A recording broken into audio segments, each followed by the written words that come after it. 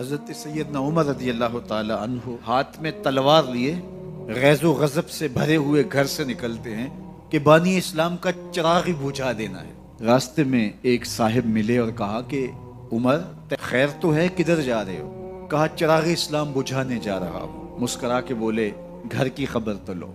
کہا میرے گھر کو کیا ہوا؟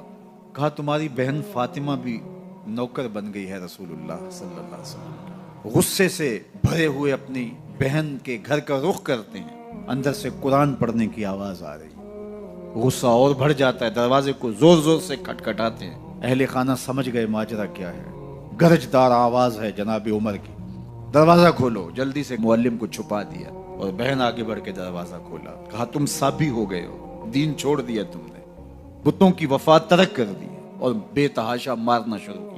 بہن کا سر پھٹ جاتا ہے، خون بہنے لگتا ہے اور یہ مارتے چلے جاتے ہیں۔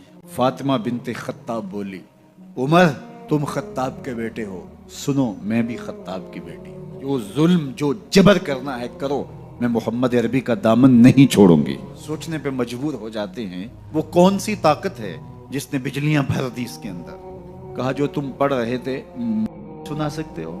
کہا تمہیں غسل کرنا ہوگا۔ عمر اپنے بدن کو دھو رہے ہیں، میرا رب دل دھو رہا ہے۔ اتنے میں معلم بھی قرآن لے کر آ جاتے ہیں اور قرآن کی تلاوت ہونے لگتی ہے۔ طٰہٰ ما انزلنا علیک القرآن لتشقی، 14ویں رات کے محبوب چاند، ہم نے قرآن اس لیے نازل تو نہیں کیا تھا کہ تم مشقت میں پڑ جاؤ۔ بے تاب ہو گئے، کہا عمر کی عمر برباد ہو گئی، مجھے لے چلو حضور کی چوکھٹ پہ۔ تلوار حمائل کی ہے، بہنوئی ساتھ ہیں، حضور کی بارگاہ میں حاضر ہو رہے۔ دروازے کے سوراخوں سے دیکھا تو صحابہ تشویش کا اظہار کرنے لگے کہ عمر آ رہا ہے، ارادے اچھے نہیں لگتے۔ جناب امیر حمزہ نے کہا دروازہ کھول دو، اچھی نیت سے آیا تو استقبال کریں گے، نیت اچھی نہیں ہے تو اس کی تلوار سے اس کی گردن کاٹ دیں گے۔ حضور کے سامنے جا کے بیٹھ گئے، گلے میں کپڑا ڈالا تھا، حضور نے پکڑ کے کہا عمر ابھی وقت نہیں آیا کہ تم اسلام لے آؤ؟ یہی وقت تھا عمر کے اسلام لانے کا، لبوں پہ کلمہ جاری ہو گیا۔